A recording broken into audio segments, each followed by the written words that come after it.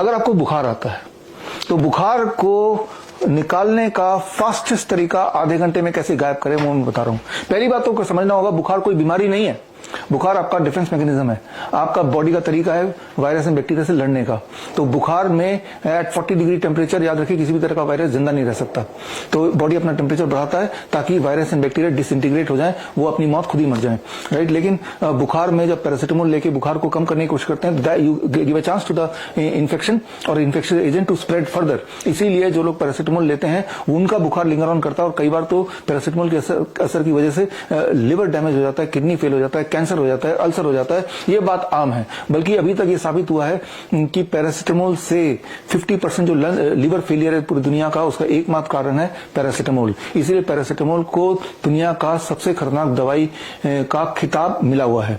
तो खैर, आपको बुखार में बॉडी को बुखार देना है, ना कि बुखार को कम करना है। कैसे देना है और कैसे बुखार से छुट्टी भी पानी है जल्दी से, क्योंकि जब बुखार होता है तो आपको कमजोरी लगती है, बिकॉज तब बॉडी अपनी ऊर्जा को यूज करता है आपके बॉडी के टेम्परेचर को बढ़ाने में।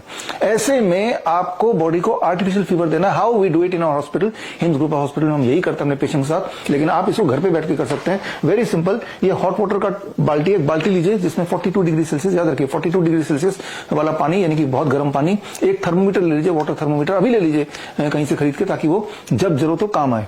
थर्मोमीटर बॉडी के लिए नहीं चाहिए, थर्मोमीटर पानी के लिए चाहिए, and that is very very important. तो आपको हॉट वाटर बकेट, एक बकेट लेना है जिसमें 42 डिग्री सेल्सियस का पानी होना चाहिए, और उसमें इस तरह से जैसे आप फोटो में देख रहे हैं, चेयर में बैठ के दोनों पैर को डुबो देना है फॉर अबाउट 30 मिनट्स।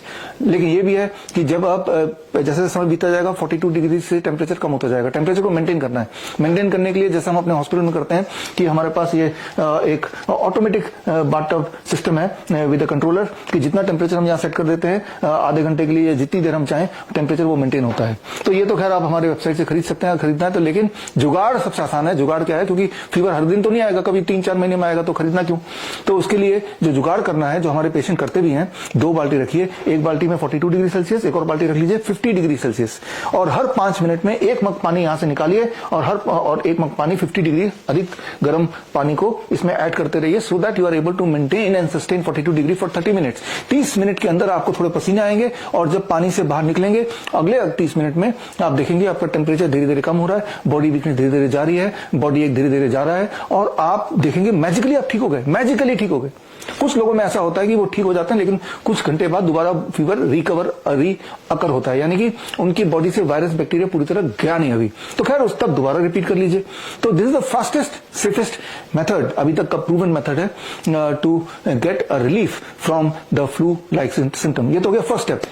ज्यादातर लोगों में इतने में ही सब कुछ हो जाता है, ठीक ठाक हो जाते हैं, लेकिन इसके साथ एहतियातन जो सेकंड स्टेप है, ओनली स्टेप, दैट इज आप 3 दिन के लिए अपना डाइट चेंज कर लीजिए। जो 3 स्टेप फ्लू डाइट जो आज से 10 साल से मैं बता रहा हूं,